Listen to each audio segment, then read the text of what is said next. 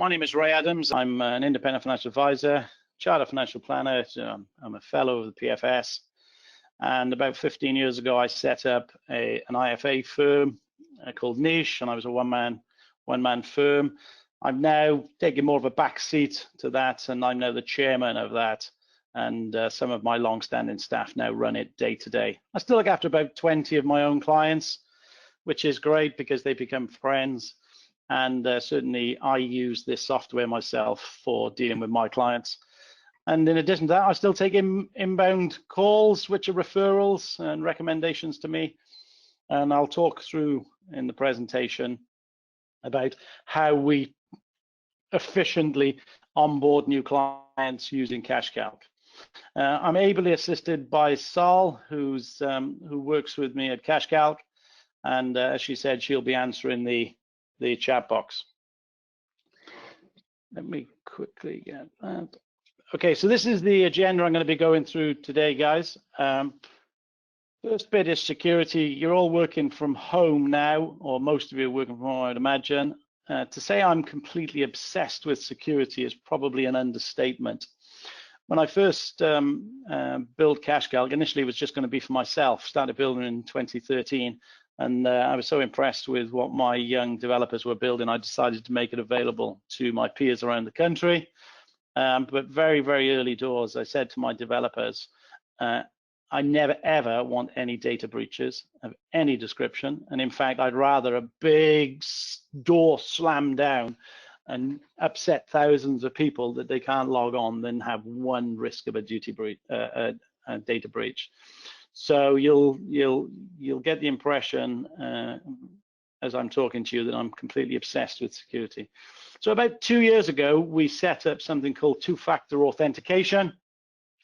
What that basically means is when you normally log on to any system, and CashCalc is no different to that, you put your username in CashCalc, that would be your chosen email address, and then you've got your password, and you can make your password a certain number of characters, but that would be the normal logon. Two-factor authentication then is where you add an additional layer and bring a different device in. So we then included the ability for you to put a mobile phone in, and it would text that mobile phone. Now, we didn't make that compulsory to use it with CashCalc because we worked on the basis that many of you work from your office. You may already have a locked door to get into the office, several passwords to get into your own permanent PC in the office. And some of you may actually have a policy of no mobile phones in the office. So we thought we'd make it available to you and you could switch it on or off in your office. But we strongly recommend it, certainly when you're not office-based. And at the moment, whilst everybody's based away from the office, we'd highly recommend that you just activate two-factor authentication. I can force it, and everybody has to do it, but I don't think that's my job. My job is just to make it available to you and let you consider using it. And I'll show you in a second how to switch that on. Then I'm going to talk about what I consider to be a game changer for how financial advisors interact with their clients, and that is through a digital fact find. Now, we've had a digital fact find for several years, and it's used on average 2,000 times every month by clients of CashCalc IFAs. We have 8,000 clients entered into CashCalc every month. So 2,000 I think is very good, but it still means that 6,000 clients are being manually typed in by our advisors or their power planners or administrators. So I've certainly got some work to do to get that message out about doing digital fact finding. So hopefully these sessions I'm running at the moment will encourage some of you to look at doing that, and I'll show you some of the benefits.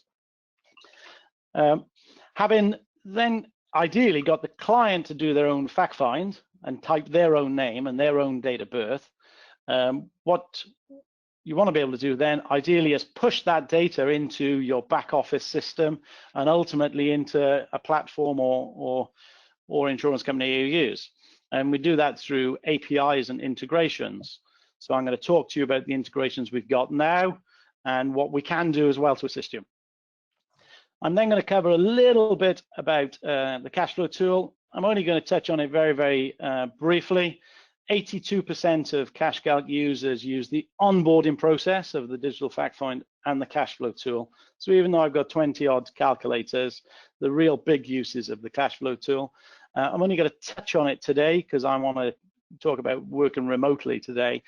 Very, very happy to do some more webinars next week or the week after on other parts of the system. And after this presentation today, you should get just a short email asking you just to click yes, yes, no, I liked it or didn't like it, and can you cover this in future ones? Should take you 2 minutes just to tell us what you want me to cover. And then finally today, I'm going to cover a secure client portal, which CashCalc has been building for about 6 months. We were due to roll this out in Q3, so sometimes in July or August. But because we're now forced to work from home, I've spoken to my developers and we've dragged that right forward. And we're hoping to get that out in the next 2, 3, maybe 4 weeks max. It's already live for my company, my IFA firm. And whilst it's working fine, we're picking up little tweaks that would need to be done before I want to roll it out to thousands of users. Because if I roll it out with things that need to be done, we'll just be inundated with emails and it'll just clog up my my support system. So we're hoping to get that out in the next few weeks, and I'll just give you a flavor of what that's going to involve. Pretty much everybody and their dog has got a client portal now, but in general, those client portals for existing clients to log on and you share information with them. I want ours to be completely different, where you actually, it's a portal that you can get new potential clients to log on to as well. So I'll touch on that later on. Okay, so security, two-step login. Very, very simple. When you log into CashCalc and you're on your dashboard, top right-hand corner will be a My Account. If you just click on My Account, you can go into there and set up a two-step verification.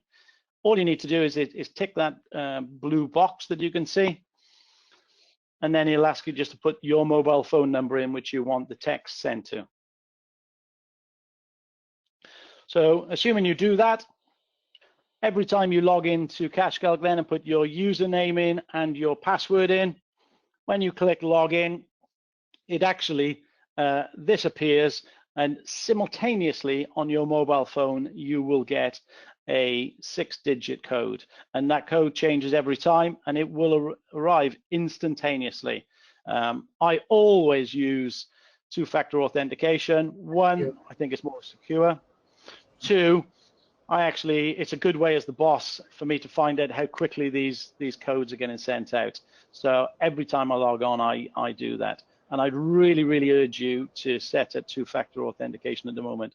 As you can see below it, there's a little button saying trust this device, and that's the one which we allow you to tick now, which when you're working from an office. So for the moment, I'd strongly recommend you do that. Sticking on to security, and I'm assuming that you're doing some sort of presentation with a client using Zoom or Microsoft Teams, or we're using GoToMeeting today. Rather than just log on to your CashCalc dashboard with all your shortcuts, and on the right-hand side of the dashboard will be the last half a dozen clients that you've worked on. Obviously, the client you're with, you don't want them to see any of that. So when you log on, you can just click a button at the start when it says go into presentation mode. Some of you may use it regularly and some of you may never have noticed, but literally where you've got log on, there's a log on in presentation mode, or just log on as normal. And if you log on in presentation mode, it brings you to this page, which you see now, and then you just search for a client's name. And it doesn't give you the list of clients.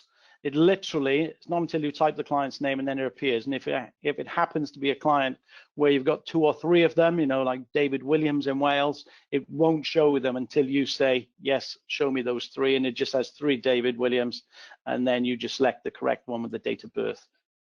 So we aim to show nothing at all to your clients when you log in. Okay, so that's just a little bit on security, guys. Moving on to the digital fact find, which I said right at the start, I think this is potentially the biggest game changer for financial advisors in this country. I think Next Wealth did a survey a few months ago where they costed up how much it costs to onboard a new client, and they came up with a figure of £1,558, literally just to bring on board a new client. And that took into account, booking the appointment, holding the appointment, doing the fact find, getting the fact find data into the back office system, doing the transfer of servicing and getting that data from the platforms or providers. So it cost over £1,500 to the point where you could sit down and start doing some planning. I don't know about you, but I think that's complete and utter madness. Certainly at the IFA firm that I'm a chairman of now, digitally onboarding clients saves us a minimum of 2 hours for every single client, or potentially even 3, sometimes 4 hours if it's a complex fact find. So I said to you that I only look after about 20 clients, but literally on the weekend, I took a phone call from a referral. They were given my mobile number, they rang me. So I spoke to the person on the weekend. Whilst I personally don't take on any new clients now, I'm still an IFA and I can't say no to new business from my company. So I want to speak to the client, have a brief chat to them, see if my company can assist them, and then get them into the system. So we have a very, very simple way of doing it with CashCalc. All you need to do is ask the client their name, their date of birth, their email address, and mobile phone number. It's the only data you need, and you can put that information in, and you can then send them. And you can see right in the center of this page, there's a pinky red button saying send John Smith a data capture form. So you could literally send John Smith a blank fact find and ask John to do it. If you already know some of the data, so in the conversation you've established that they've got an Aviva pension, you can pre-complete it with a couple of things as well. If they're existing clients of yours, you can bring an integration in as well, but we'll cover that in a second. So as soon as you put the client's name and date of birth in, you just literally click next. So what you've got there, so I'm pressing this button saying send John Smith a data capture form.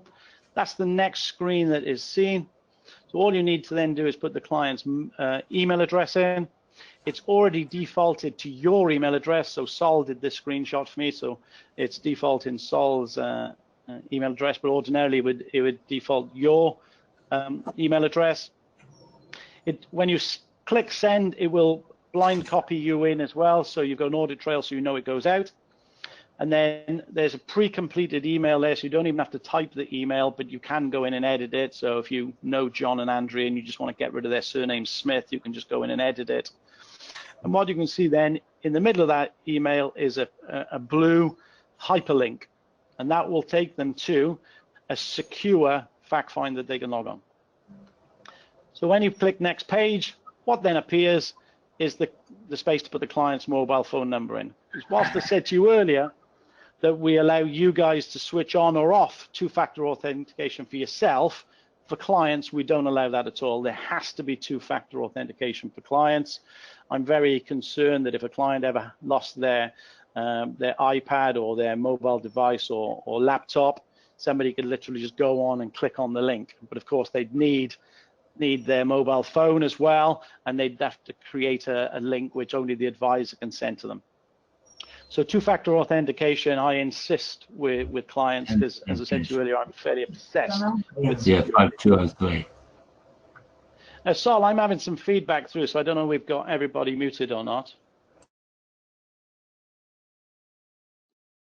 Yes, Ray, sorry, I've can't manage to mute one of the users. I don't know why. So I've muted them now, so hopefully there won't be any problem now. I do apologize. I'm not sure why. Okay, no problem. And not that I don't want to talk to you guys, it would just be almost impossible for us to manage it if we were picking a background noise of people in there, and so you could be sat there with your kids climbing all over you now, which is great, but it would probably affect the audio if that was then coming through on your mic. So going back to this, so this is the point. Literally, all we've put in is the client's name, the client's date of birth. We've then put their email address in, and all we then need to do is put their mobile phone number in. And an email is automated to the client. An automated email goes to you as the advisor. An automated text goes to their mobile phone, and your client can then log on at a time convenient to themselves in either their workplace or their home or wherever they want to, and they can log in and do a digital fact find. So what you're looking at here, you can see at the top, there's a blue bar saying you are viewing the advisor preview, because the advisor can go in and pre-populate it with it as well, but you both look at potentially exactly the same thing. It's just when your advisor's looking at it, they don't see that blue bar at the top. And what you can see on the left-hand side is a column of entries starting data capture, form, and personal. And to save you even counting, there's 11 sections. And the expenditure section has got 3 pages. So there's actually 13 pages. So what we've done is built a very dynamic fact find. And that sounds a bit, posh. What does that mean? It basically means that we keep the fact find as small as we can, so it's not off-putting to the client. But if they answer yes or no to certain questions, it will expand the fact find. So for example, on personal details, we assume the client's in good health. We default the button saying good health, but if the client changes that radio button and puts poor health, little pop-ups appears and says, can you give us more detail? Okay.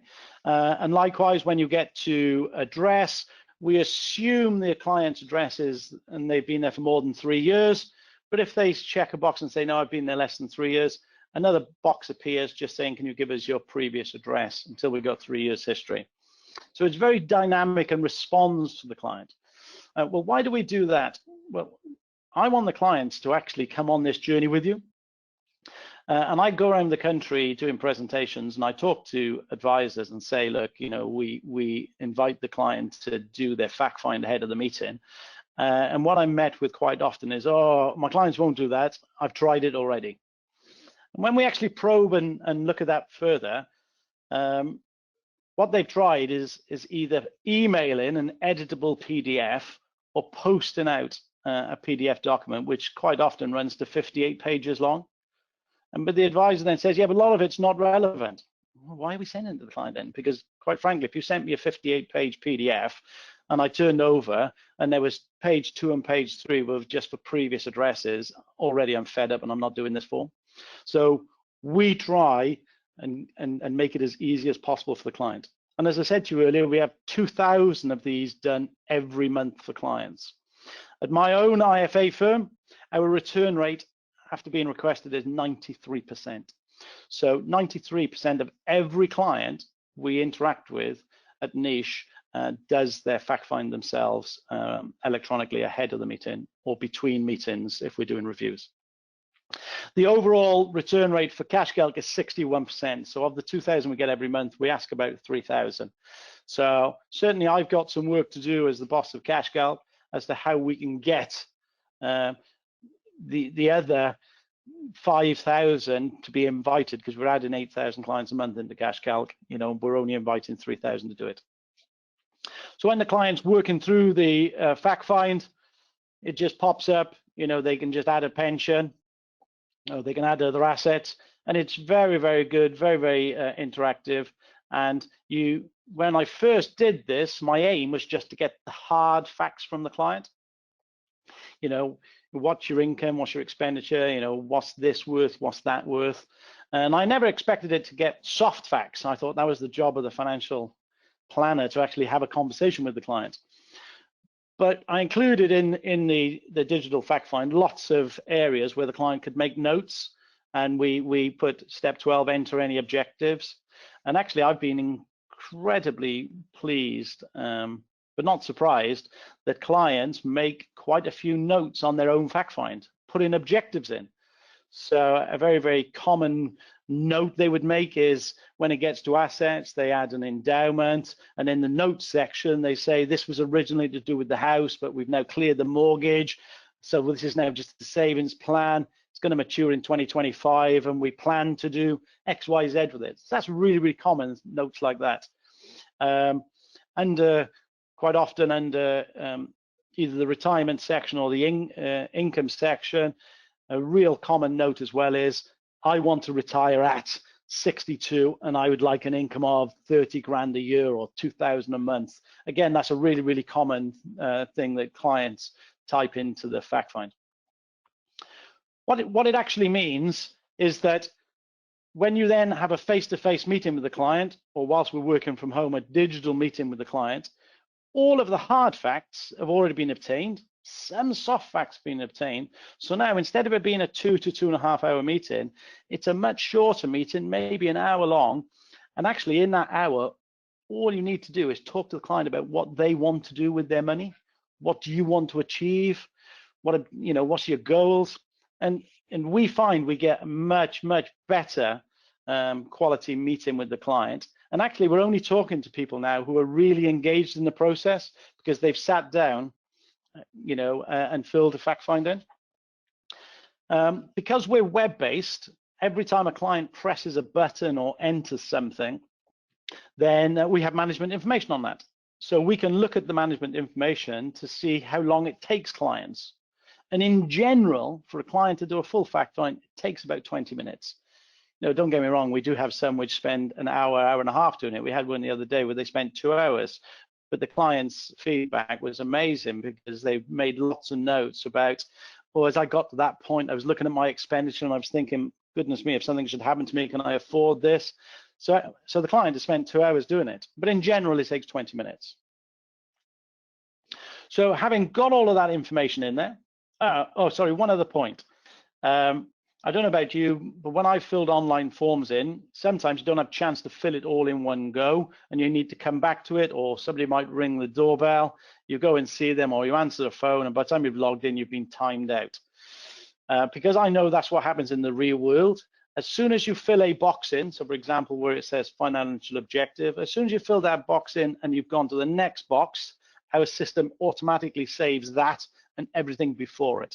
So the very worst case scenario, if your client's computer crashed, is they would lose whatever was in the box they're working on now. So literally one piece of information. So, and it saves everything. So if your client logs back on, it's all saved automatically. They don't have to press save buttons. So having encouraged the client to do a fact find ahead of the meeting, what you want to do is not rekey that information anywhere else. And when I go around the country, clients say to me that's one of their biggest pet hates is keying information in and then having to rekey it into another system. Well, my view is you shouldn't be keying at all, never mind rekeying. So you've already seen that I encourage clients to actually fill the fact find in. My name is Ray, my full name is Raymond, but for some reason when I was christened, my mother put an E on the end of my name, Raymond. I'm the only person I know in the United Kingdom with it, and for 50 odd years, I've spelt my name whenever somebody's asked me the name Raymond. But surprise, surprise, if you send me a form and I fill it in myself, I can spell my own name. And I can get my date of birth correctly. So what you find is you get more accurate information from the client. Now, if I've typed my name Raymond in, what you want to be able to do ideally is push that into your back office. And we've got a very, very robust and comprehensive two-way integration. And we've set it up with the majority of the back office systems in the country. And if you use a smaller back office system, or in fact, you've got a bespoke one which you've had built, then we have something called an open API. And we can give you the details of that open API, and you can just get your developers just to work on that. If you look at that screen in front of you, the logo on the bottom left is actually Premium, which is Plum back office. When we integrated with them, we gave them our open API, and in less than 7 days, their developers had built a two-way integration. So this is not a great deal of work once it's all been set up. So you can push. So in a perfect world, the client puts the data into their the data capture form with CashCalc. You push that over to Intelligent Office or Iris or whatever back office system you use. But of course, you want to be able to pull information back. So for example, if you're using Intelligent Office and you've set up contract inquiry to do valuations once a week, you want to bring that back in. So if you see a client today, you can push all the information to IO, but then you want to pull back the value of their pension before you go and do a presentation to them. So if we go back to entering a new client, so I said I took that phone call from the an inbound call on the weekend. That was a brand new client, and what you can see on the top right hand side, there's a drop down box which says import from Iris X Plan. This is a PowerPoint presentation, so I can't show you live, but in that drop down box there's an option to say this is a brand new client, and at that point you just put the client's details in, which I mentioned to you earlier, which you then trigger off to them. Now in this case, they're an existing client of mine, John and Jane Doe. They're already in my back office system because I look after their pension, for example, but I've not got them into CashCalc. So the last thing you want to do is rekey that data into CashCalc if it's already in your back office system. So at this point where you add a new client, you just select the drop down to integrate with your back office system. I put the surname in this in as Doe and just clicked search. It's then searched my back office system. It's found 2 Does. And it's popped them up on screen, and I can just select them. Again, if you use a common name, so in Wales, if we'd put something like David Williams in there, and I had several David Williamses, and I then look at the date of birth, select the appropriate David Williams, and if in my back office system I've got a relationship set up with David Williams's wife, it would pop up on here suggesting the partner as well because of the relationship, and you can bring them both in at the same time. So once you've done that, you import the data from your back office, and what immediately happens then, everything in your back office just gets replicated into CashCalc. So it brings all the data in, brings the existing information in their back office, and if you look right in the center of the screen, there's a donut-shaped graph with 558K. Below that is a button saying sync with back office. To the right of it is fetch updates. And just below that, you'll see another little blue box saying linked to X Plan. So that says that this client in CashCalc is automatically linked, and you can do a 2-way integration. So that example I gave you where I did a brand new client, at this point, it would say not linked.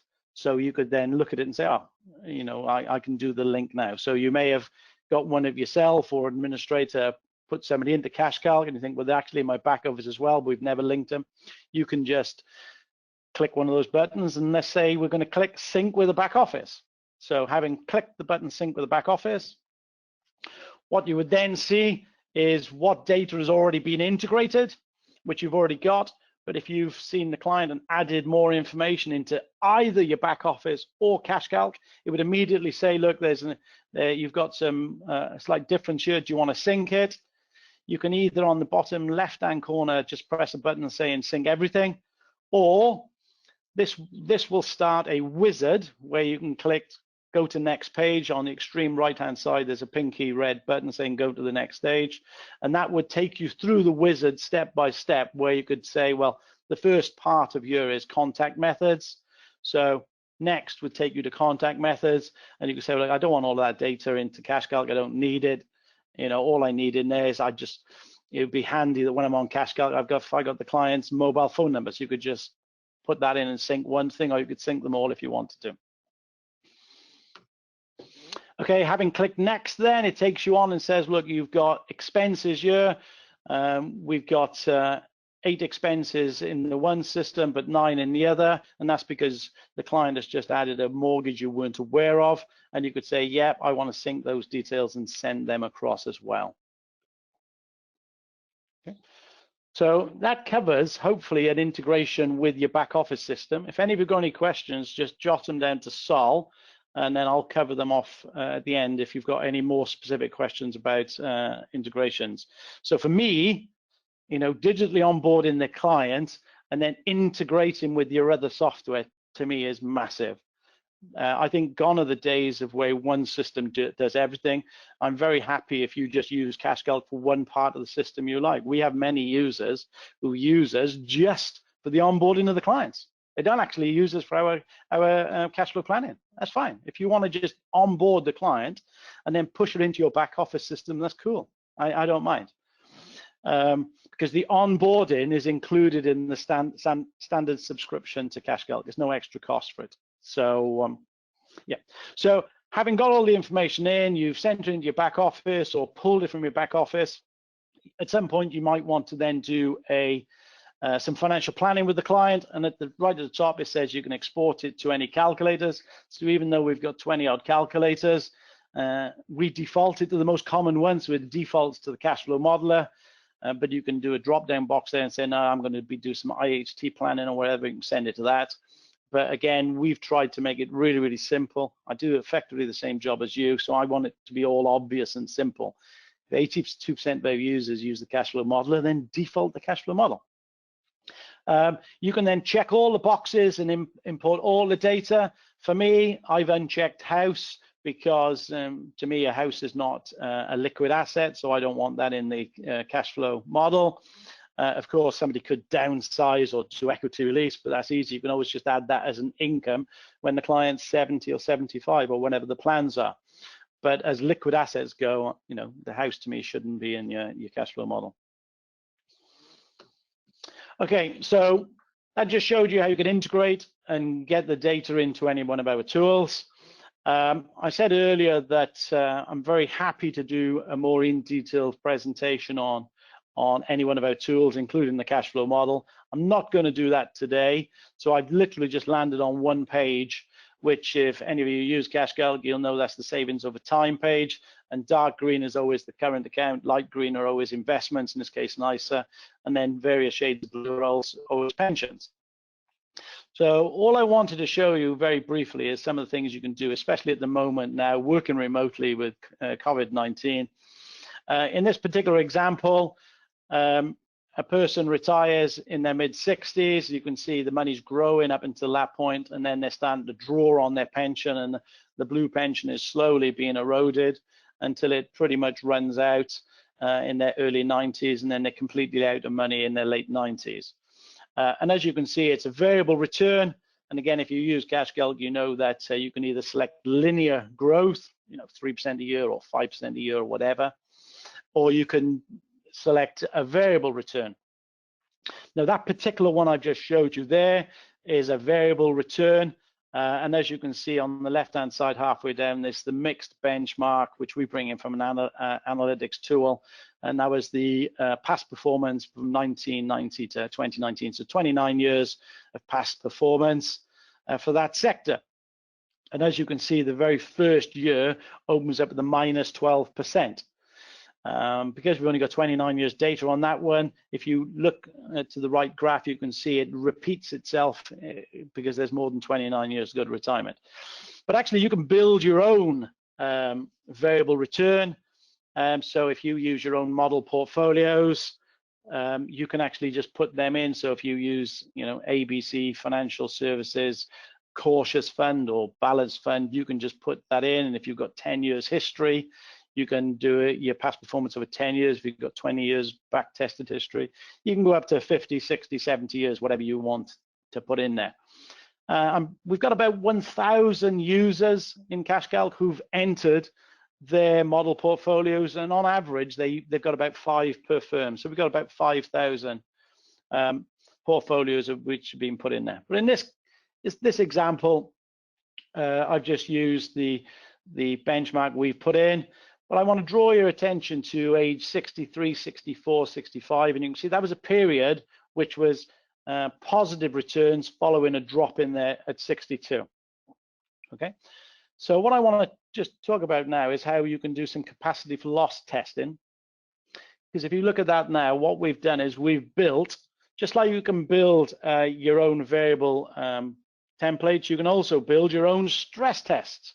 We've got some standard ones in there, such as the FTSE drop, no recovery, FTSE drop and recovery, and we've got some other stress tests on the portfolio. So I got Sol a couple of days ago just to build a COVID-19 drop with no recovery. And what that's done, as you can see, age 64 there is a positive, and it's turned that at 64, he's turned that into 25% negative with no recovery. Because what you see on the right was just the normal past performance. So that just shows the portfolio dropping another 25% without that particular one recovering. So I would call that a haircut. Certainly at my IFA firm, we've built, you know, the niche 10, 15, 20, 25% drop with no recovery. And we've also built 10, 15, 20, 25% drop with recovery over 2 or 3 years. So we can show a client that if their money dropped 20% and they completely panicked, didn't listen to us, moved all their money to cash, what impact that would have on them. And every single client who we've seen has had a similar presentation. The general conversation we usually have with client is that if a terrorist organization had crashed a plane into Buckingham Palace and it had caused a huge volatility in the market, and the client moved their money from equities. So we always show them what impact something like that would have. And if that did happen, this is the outcome on this particular portfolio. So you can see at age 64, the blue pension literally drops by 25% with no real recovery. The client carries on drawing on it. So instead of the money lasting until they were mid-late 90s, they'd potentially run out of money in their early 80s.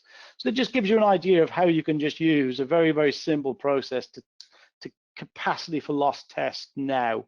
So you can go in and build your COVID-19. It's really, really simple. There's a couple of videos on the knowledge base for CashCalc on how to do it, but it should take you literally 5 minutes to build it. If any of you are really struggling, just drop info@CashCalc an email and one of my staff will assist you. Okay, I said I was going to look at some other tools, but I'm only going to look at them very briefly, guys. When I first built CashCalc 2013, 2014, I included some life insurance calculators and income protection. They have very, very little use because I said to you 82% of the uses of the onboarding and cash flow. But to me, you know, protection is the bedrock of financial planning. And what we've seen now with the social distancing measures, there's lots of people out there who are very, very quickly running out of money because their salary is not coming in immediately. So if I'm going to just very, very briefly touch on income protection. So we've got an income protection tool, which we built. And this particular case was my daughter. So my daughter's a doctor on the NHS front line and her husband's a doctor too. But a few years ago, she was a junior doctor and she was on a salary of 30,000. So if you look on the left-hand side, there's a gross salary of 30,000. So I wanted my daughter to have some protection in case she couldn't work long-term through a serious illness. She's part of the NHS then, so she gets 6 months full pay, 6 months half pay. So literally just put their salary in of 30,000. On the left-hand side, you check a box saying there's employer sick pay. If there's no sick pay, literally all you'd have on there is statutory sick pay, which is 90 odd quid a week for 28 weeks. So, you know, it's less than £2,800 in total income from SSP. Or if somebody's self-employed, there's going to be nothing at all. So very, very simple. Just put the 30 grand in, put what sick pay they've got. So 6 months full pay, 6 months half pay. I then gone on and said, well, my daughter's got, at this point, she had about 4 years service with the NHS. I worked out very roughly what her pension she'd accrued so far. And I thought, well, if she's retired off on ill health in, you know, late 20s, early 30s, she'd probably have about £2,500 a month pension payable from then for the rest of her life. So I just put in a pension benefit there from ill health pension of 50 quid a week. Everything's in weekly because it's income protection. As you know, providers still work that. One mistake I did make at the top, I put my daughter's retirement age of 67 there, but as you can see, I probably know that at her age it would be 68, but then, again, you can set that. And moving your eyes over to the right-hand side of the screen now, you can see a black screen, and there's just two columns. Left-hand side is what they've currently got, right-hand side is what they potentially could have. So on the left-hand side, the total income if my daughter had a devastating injury would be £57,000 between now and a normal retirement age. But of course, if you've got a client who's self-employed or on SSP, that would literally say either nothing or 2,700 quid. But then on the right-hand side shows you what you could get if you recommended up to 60% of their salary as a net income. So in this case, I could provide my daughter with £296 a week, or just under £1,300 a month. And I set up an income protection policy for my daughter, which cost, I think at the time, about £28 a month. You know, and it, to me, is just doing the proper job, giving a great service to the client. There's fee income to the business as well. What you see there could be printed off into a report. So you can save that into the client's compliance file. You can email it to the client or exchange it in the portal. Quickly then, now exactly the same concepts. I'm only going to be on here for 1 minute. On the left-hand side, yeah, they've got an existing mortgage of $250,000. So there you go. Do you want that on single life or joint life? Do you want that life or life and kick? So you can just select that. Any other debts you want to cover. Then on the right-hand side, you can say, what about family protection? And then where I've typed child name 1, obviously you put Benjamin in there or Sophia. So you personalize it.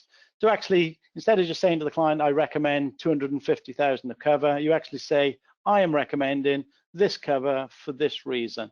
It produces a report into the client's compliance file, again, presented to the client, and we're doing the basics right as an advisor, in my opinion. Okay, I said to you about Client Portal. So this wasn't planned to come out until Q3, so after July, but because of the current situation, I said, where are we, guys? Let's get this brought forward as quickly as we can.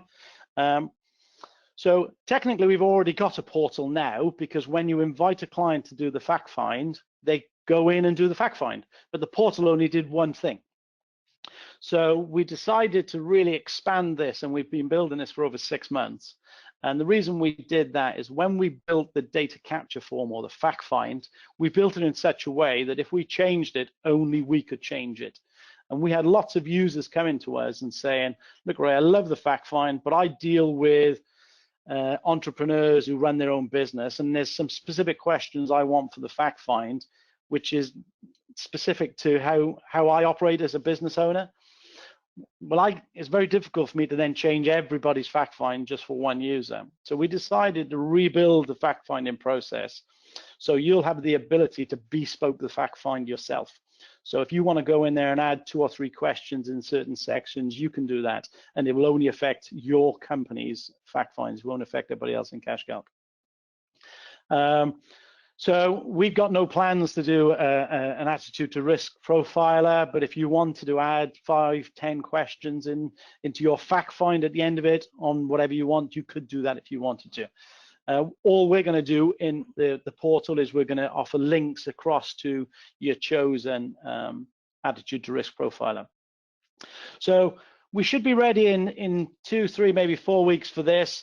But when we first turn it on, we're only going to turn on, as you can see at the bottom, the fact find. The terms of business will be added then a couple of weeks later, and the fee agreement at the same time. What we're going to be adding as well is the ability to exchange documents. So the client can upload money laundering documents if they want to securely to your portal. So I'm trying to take away the pain points for you as an advisor, because they're the pain points for me as well. So the client can upload some of those details, and you can exchange information with the client as well if you wanted to. We're also going to do secure messaging as well. So you can literally just send the client a secure message. It automates them a brief email saying your advisor sent you a secure message, and they can go and log in. So when this goes live, it's going to look almost exactly the same as what I showed you earlier. You can send it to the client. Just need to put the client's email address in. This is the email your client will see. Now at the top, you can see a dragon. I don't think you can see on my shirt there. So that's my company logo. So obviously your company logo would be at the top there, and your company name and your company colors. And as you can see in the 3rd paragraph down, I'm banging on about security, because I'm obsessed with security. And there's a button there that they can go straight to the portal, or if they're like me, I don't like clicking buttons in emails I've been sent.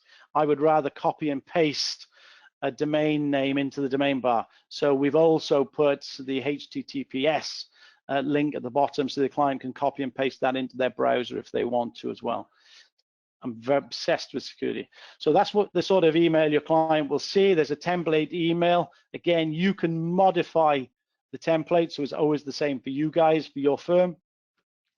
When your client pastes that into their browser or clicks the link, again, they'll see your logo at the top. And of course, they've been sent a 4-digit PIN number to their mobile phone. So the client will just put their PIN in. They then get to this page. Again, I'm banging on about it, but your logo will be at the top. Also, Your email will be in the center. So where it says Sol, that's because Sol set this one up and took the screen print of that. But it'll be your logo at the top, and it'll be your email address there. So the client knows it's coming from you. The client can just pick their password. It's only a small point, but what I've done at the bottom there is I've told the client, you know, the sort of passwords which are acceptable, because I hate typing an email, a password, and then say unacceptable or whatever. So tell the user what it needs to be. So then when your client logs in, this is the page they see, where you've requested that they review and accept your terms of business and review and accept your fee agreement, and then go in and do your fact find. And when your client is in doing the fact find, then it's almost exactly the same as what it looked like before, and they can go in and start putting the data in. What we've done is improved upon it dramatically now with the fact find whilst we've been building it for 6 months. As I said to you, I think this is a game changer for engaging with clients. So to me, you should never ask a client to even type their address. So just put your postcode in. As soon as they put the postcode in, there's a search immediately to recognize that.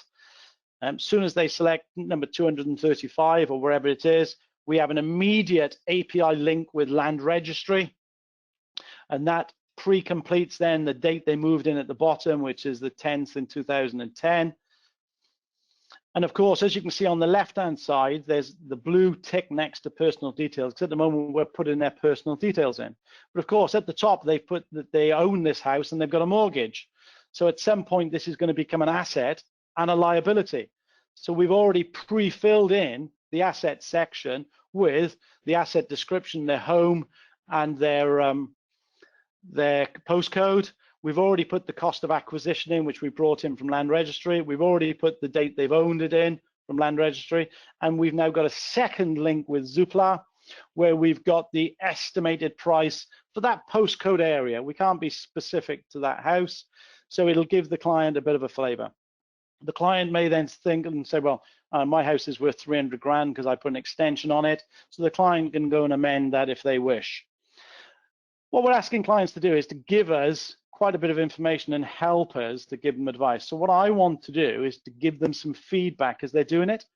So as the client's doing this, I want them to think, oh, that's useful. Oh yeah, we did, I forgot. And we've lived here for 10 years and I forgot that's how much we paid for the house. So I want to bring a smile to their face as they're doing it. And this doesn't then apply to their home. This could apply to any buy-to-lets they've got as well, or other investment properties. And then when they've finished that, we've even given them a little summary to tell them what the annualized return on that asset is as well. So again, what we're trying to do is to give them some feedback on the way. And when you come to the liabilities section, it will already be pre-filled in because they've said they've got a mortgage, and we're asking the client and prompting them to do who their mortgage is with and how much it's for. What we're also doing with it is we're going to nudge the client for you. So if a client has put down that they've got a mortgage and let's put down that they've got children, when they get to the protection section, for example, if they've said, no, I've got no protection, a little pop-up will come on it because it's dynamic, and it will say, you've said you've got no protection, but you've got a mortgage and you've got children. Are you sure you have no protection? And if the client says no again, we'll then pop up and say, would you like your advisor just discuss this with you? Because cover could start at your age at £8 per 100,000. So the client may have approached you because they want to talk about consolidating their 3 pensions. And when the completed fact find comes in, you might find that they also want to do a will, set up some power of attorney, and they want some life cover as well, because they've set them as objectives coming through it. So as you can see, guys, because I do the same job as you, I'm trying to make our life easier and identify more needs for the client. So this is the side that you see as the advisor, and you can see that the client has actually accepted your terms of business, accepted the fee agreement, and done the fact find. Okay, I said to you earlier that you needed 4 bits of data and you can send the client a request. I don't know about you, I regularly fly with airlines, one of them being EasyJet. I never contacted EasyJet and said, hey, I like your website, I like the About Us page, I like your prices, can you send me an email inviting me to be a client of yours? Okay, I just went and set up my own account. So with the new portal, you'll have the ability to set up your own unique link there, and this one is niche.cashcalc, and yours would be ABC Financial Services at CashCalc, and we will give you that unique link, or you can generate it yourself, and you can put that onto your website, onto your About Us page, or onto your My Services page. So if you've got a client or a potential client on your website, and they already like what they see, well, I don't want them to contact you. I want them to go straight in and become a client of yours straight in. So you can embed that link behind the button on your website or on your LinkedIn page. Or if you do seminars, you can just say to everybody in the seminar, even if it's a video seminar like this, look guys, just go onto my website, niche.co.uk, and go to this page, register, and you can become a client of ours. So actually, the first is that in your inbox, there will be, you've got a new client called Bob Jones. Bob has accepted your terms of business, he accepted your fee agreement, and done his full fact find. When the client click on that link, this is what they see. I know I'm banging on about it. They'll see your logo at the top, and they can just become a client of yours. And they are actually straight into your portal, creating a client, and then they're going to go on and do their fact find. Now, we've got this ability now. We've not advertised it because we've been testing it with various advisors. It's ideally going to be suited to the new portal. But to give you an idea, I did this with an advisor in the Midlands who came across a client who transferred their DB pension, and they'd done it, transferred it with an advisor who had lost their permissions by the FCA. So there were questions over the quality of advice. So when the advisor saw this client, and there was some clear areas that needed to be addressed, the client said to the advisor, I'm really worried now because there's about 40 guys at the place of work that I work who use this guy and all transferred their old pension with him. So that advisor was a client of CashCalc. They contacted us and said what we could do. We gave them a link just like that as a unique link. That advisor then set up a Facebook group. They put a bit of a narrative into the Facebook page, put that unique link on, which took them straight to their portal. And the client he just picked up, he just said to him, can you just share it with your work colleagues? And if anybody wants me to give them advice, they can do. And over the next 7 days, 25 completed fact finds were done from that place of work and arrived in the advisor's inbox. So we can replace missold pensions with seminar or marketing event where you could be doing an event, and then the next thing you know, you've got 10 completed fact finds which have come in. As I said to you guys at the start, I do the same job as you, and I want to take away those pain points and make life easier to bring on board those clients and for all of us to do more business and have a better service for our clients. Okay, well, I'm done because I need another cup of tea. So thanks very much for listening, guys. Have a great day and good luck with business. And please, please, please stay safe.